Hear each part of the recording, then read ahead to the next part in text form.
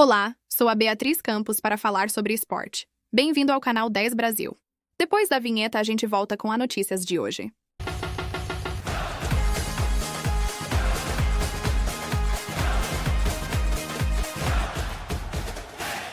E olha, minha gente, saiu mais um rebaixado no Brasileirão.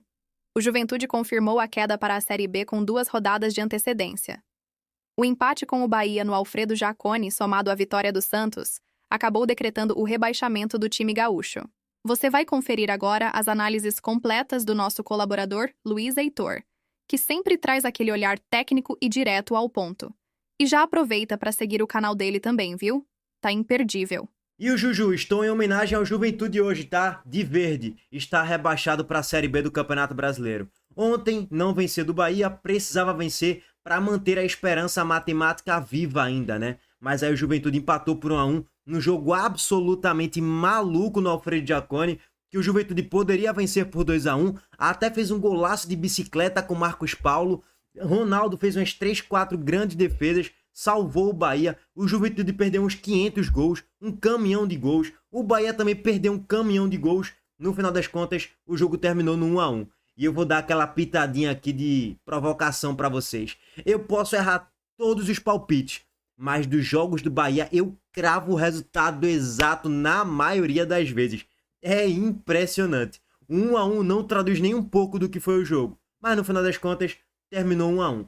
Péssimo resultado para o Bahia, péssimo resultado para o Juventude. Primeiro, Bahia.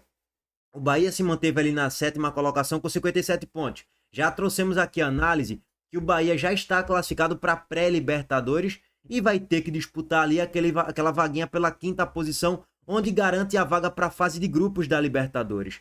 O Bahia que nessa rodada perdeu posição para o Fluminense, que meteu 6-0 no São Paulo e abriu agora 1 ponto para o Bahia de distância. O Botafogo ainda vai jogar na rodada. Se o Botafogo pontuar aqui contra o Corinthians, vou botar aqui um empate, o Botafogo vai a 59, abre 2 pontos para o Bahia novamente. Então a rodada para o Bahia já está sendo ruim, até porque pegava o Juventude no Alfredo Jaconi, virtualmente rebaixado para a Série B, e depois do empate o Juventude acabou de fato confirmando a queda. Então o resultado foi péssimo. E mais uma vez, projetando o futuro, o Bahia vai pegar o Sport na Fonte Nova. O Bahia deve golear o Sport, beleza, vamos botar aqui 3-0 na Fonte Nova. O Bahia deve chegar a 60 pontos pelo menos. Só que na última rodada pega o Fluminense no Maracanã. Vou até colocar um empate aqui nesse jogo, tá, gente? Vou jogar um empate nessa partida. Que na lógica o Fluminense deve ganhar, porque o Bahia não ganha de absolutamente ninguém fora de casa. Ganha tudo em casa, perde tudo fora. E quando empata é contra times da zona do rebaixamento, né? Empatou contra o Sport na Ilha do Retiro e agora empatou contra o Juventude no Alfredo Jaconi. Então é um time que não joga bem fora de casa na maior parte do tempo e não consegue os seus resultados. E aí, o Bahia, para mim o teto do Bahia é chegar a 61. Lógico que pode chegar a 63 se ganhar os próximos 2 jogos, mas eu acho que chega no máximo a 61, talvez fique em 60. Se o Botafogo ganhar o jogo do Fortaleza, acabou, já passa o Bahia e o Bahia não pega o G5, que é onde garante vaga para a fase de grupos da Libertadores.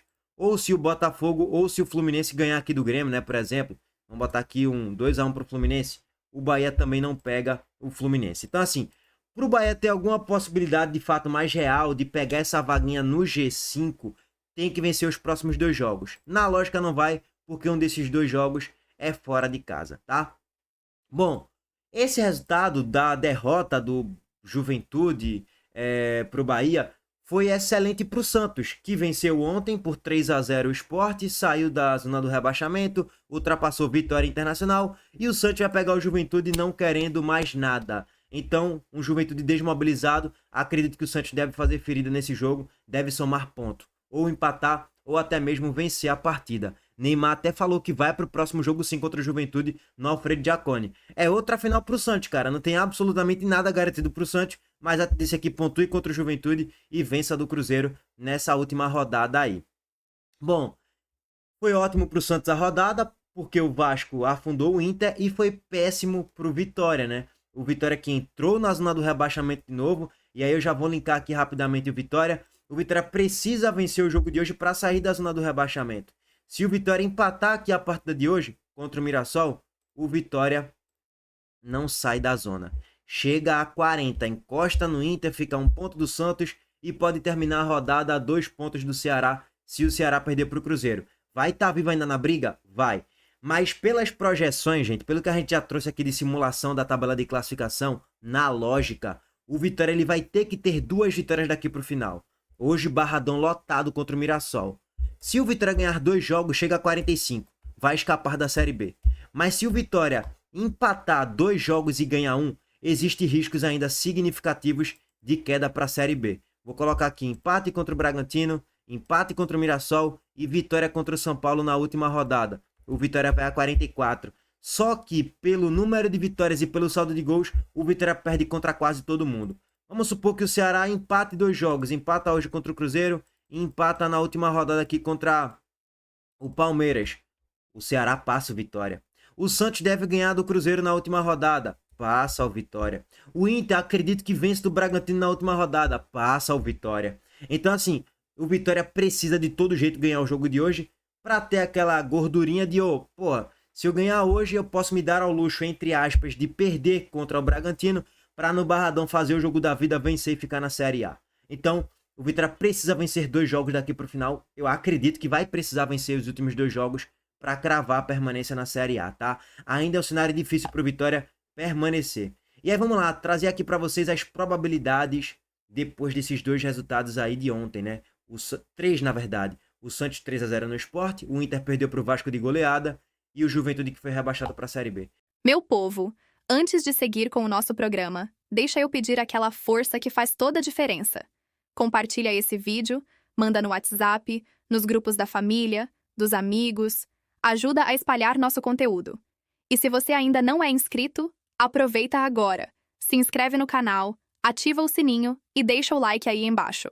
Assim você fortalece o nosso trabalho e mantém esse programa vivo e crescendo todo dia. Conto com vocês.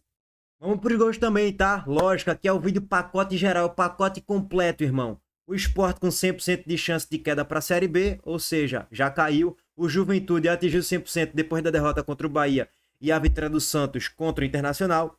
Contra o Sport, aliás. O Fortaleza tá na marca ali de 78,5%. O Vitória, 54,5% de chance de queda. Tem que ganhar hoje desesperadamente, senão é ferro forte. E aí o Santos, que tinha mais de 60%, caiu para 30% a chance de queda depois da goleada contra o Sport e a derrota e a goleada que o Inter sofreu. O Inter subiu para 28% de chance para cair para a Série B. Ainda acho que o Inter tem um cenário ali de empatando um jogo, ganhando outro fica, ou talvez até mesmo só com uma vitória contra o Bragantino, o Inter deve permanecer na Série A. Mas tem riscos significativos. E o Ceará? Ceará não tem disso não, não tem disso não, tem disso não. Não, no Ceará não tem disso não. Vamos fazer um vídeo completo de pré-jogo de Ceará e Cruzeiro nas próximas horas, tá? O Ceará subiu a chance de queda para 6% já, e se perder hoje já sobe para 10, viu? Abre o olho Ceará, abre o olho Ceará, já venho alertando. Cara, quem tem de 45 para cima aí, a chance percentualmente falando é nula, né? Ó, vamos começar aqui a falar de Juventude e Bahia lá no Alfredo Jaconi, com o primeiro gol da partida marcado por Ademir. Numa boa jogada de transição, o Bahia começou até bem o jogo, tá? Everton Ribeiro participando muito bem das jogadas. Esse gol do Bahia foi um gol bem construído em transição. William José faz o pivô, solta para Everton Ribeiro. Os dois tabelam ali na jogada de transição. Ele recebe o passe de Everton Ribeiro depois, solta o passe para Ademir. E Ademir, com maestria, corta para a esquerda, canhotinha e finaliza na bochecha da rede. O Bahia faz 1-0. O Bahia começa bem o primeiro tempo. Começou criando 2, 3 boas oportunidades. Teve chute de Ademir, que a bola desviada, quase que enganou o Jandrei. Teve o chute de Everton Ribeiro, a bola raspando a trave. O Bahia começou melhor, e Everton Ribeiro, como sempre, né? O maestro da equipe. Mas não demorou muito pro Juventude reagir e empatar a partida não, tá, gente? Gabriel Talhari recebe o cruzamento da ponta esquerda e finaliza dentro da grande área. A gente falou, ó, abre o olho o Bahia em cima de Gabriel Talhari. Marcelo Hermes consegue dar uma sorte aqui na dividida, né? Ele cruza a bola meio errada, a bola pega em Ademir, sobra para ele mesmo. Marcelo Hermes recebe o próprio cruzamento dele, do rebote dele, e cruza para Gabriel Talhari para dominar, fazer o giro e finalizar entre as pernas de Gabriel Xavier e no canto, sem chances para Ronaldo fazer a defesa. O Juju empatou.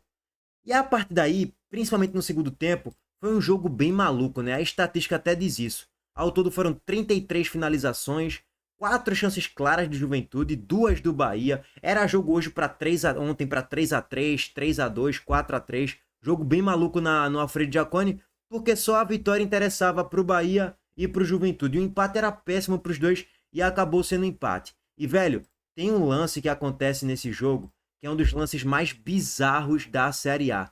É lance de trapalhões, tá, irmão? Eu fiquei espantado quando eu vi aquilo ali. Eu falei, não, não é possível não, bicho. Estávamos aqui ao vivo no react, inclusive, da partida. E eu fiquei espantado como o Bahia conseguiu perder esse gol. Primeiro, isso aqui é o reflexo da reta final do segundo tempo, né, velho? O Bahia tendo muito campo para correr, muito espaço, e o Juventude no desespero, né? Se atirando, cedendo espaço nos contragolpes. E olha o contra-ataque do Bahia. Olha a desorganização que tá isso aqui. É a balbúrdia, já diria Rômulo Mendonça. Aí sai um cruzamento para trás, quase que sai um gol contra do Juventude. Aí, eu não sei aqui se é o Williams, é Thiago, sei lá, perde um gol na pequena área, a bola sobra para Ademir, tira a bola, eita, perde outro gol, eita, tira, meu Deus do céu. Pra narrar isso aqui é uma loucura, viu, irmão? Mas esse é um dos retratos do porquê o jogo terminou 1-1. É por isso que a gente fala, né, velho? Palpite é sorte, gente. Eu acerto muito palpite do Bahia, baseado em análise, lógico. Mas tem muito gatilho de sorte envolvido no palpite de acertar, cravar um resultado ou não. Tipo, olha esses gols que o Bahia perdeu. Cena dos trapalhões, é muito bizarro isso. Aí tu olha pro Juventude que também perdeu vários gols. Ronaldo salvou o Bahia, fez 3, 4 defesaças. Senão o Juventude venceria o jogo de ontem. Então assim, quem deveria vencer o jogo? O Juventude. Criou mais chances claras do que o Bahia. Mas terminou 1-1 e ainda teve um gol ali anulado, impedimento na origem, né? Numa bicicleta de Marcos Paulo, golaço do Juventude. Então assim, nada surpreendente, o Bahia continua jogando abaixo do que pode fora de casa e continua sem saber o que é vencer. Já tem mais de 3 meses que o Bahia não sabe o que é vencer, longe da Fonte Nova. Esse é o Bahia que todos nós conhecemos nessa temporada. Ganha tudo em casa, perde tudo fora, nada muito fora da curva, tá? Bom, hoje tem Vitória e Mirassol lá no Barradão. O Vitória que chega pressionado depois desses resultados ruins e precisa vencer desesperadamente. Vai com Thiago Couto no gol, Alter Camutanga e Edu, Raul Cáceres e Ramon nas duas alas, Baralhas e William Oliveira na dupla de volantes, Aitor Cantalapiedra, Eric e Renato Kaiser no trio de ataque. É meio que um falso 5-2-3, ou um 3-4-3, ou um 3-5-2, como queiram. E o Mirassol vai com Walter, Gabriel, João Vitor, Lucas Jamon e Reinaldo, Danielzinho e José Aldo, Gabriel flutuando mais por dentro, na esquerda, como ponta esquerda, Alisson, na direita, Negueba, e de centroavante, camisa 9, Chico da Costa. Então o Mirassol vai escalado no 4-3-3 ou um 4-2-3-1, tá? Bom, a gente até trouxe aqui os palpites do GE, eles colocam o Mirassol com um favoritismo até para o jogo de hoje, que eu discordo muito. O Vitória que está muito mais animado, com muito mais fome para ter que vencer esse jogo de todo jeito. Pela razão óbvia, precisa vencer. Já o Mirassol não. O Mirassol já está encaminhado à classificação para a fase de grupos da Libertadores. Então o Mirassol não corre nenhum grande risco de nada não. Vai jogar o jogo de forma leve. Isso tem um ponto negativo de certo modo para o Vitória. Porque, pô, pegar um time do Mirassol leve, que às vezes nem joga um grande futebol, mas como os caras estão tão leves, as coisas fluem naturalmente, arriscam aquela jogada que não arriscaria se tivesse sob pressão. Então isso favorece um pouco o jogo do Mirassol também, por ter tranquilidade e paz para trabalhar nessa reta final do Campeonato Brasileiro.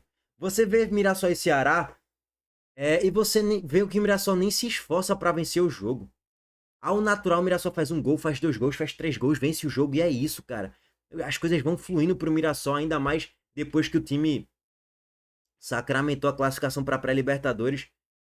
O Mirassol tem um bom time no papel, mas não para ser G4, não para ir para pré-Libertadores ou para Libertadores na fase direta. O time do Mirassol é limitado, gente, é time que briga para não cair. Só é ver aqui o mano a mano que a gente fez rapidamente. Dá um 7-4 aqui pro Mirassol, porém um 7-4 com cara de 6-5. Contrabalanceando uma coisa com a outra aqui, tá? Meu time seria Walter, João Vitor e Lucas Alter, Reinaldo e Lucas Jamon, Danielzinho e Baralhas, Gabriel, Alisson, Eric e Renato Kaiser. Esse seria o meu time, então mesclando jogadores do Mirassol e do Vitória. Bom, o Gé colocou 4-3-1 aí pro Mirassol, eu discordo muito. Para mim o Vitória é favorito para ganhar o jogo de hoje no Barradão. Tem um cheiro forte do empate, meu palpite foi até 1-1 pro jogo de hoje, mas lógico que o Vitória é favorito para vencer a partida. E ó, Só para compartilhar aqui com vocês a tabela do Mirassol fora de casa. O Mirassol não é nenhum bicho-papão fora de casa não, tá, gente? Apesar disso, tem uma boa campanha, lógico, né? Tem 21 pontos conquistados longe do Maião. E é o quinto colocado fora de casa. Mas, nos últimos 5 jogos, só venceu um. Contra quem? Adivinha contra quem? Contra o meu Sport, porque foi beneficiado pela arbitragem.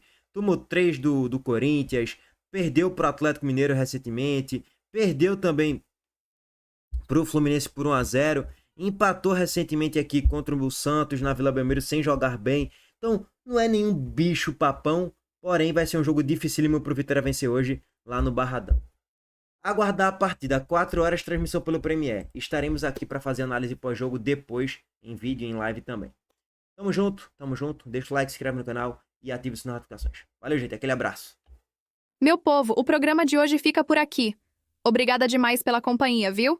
Vocês são arretados. Antes de ir, já mete o like, compartilha e se inscreve para continuar pertinho da gente. Amanhã tem mais e eu tô esperando vocês tudinho aqui de novo. Fiquem com Deus e um cheiro bem grande. Até a próxima!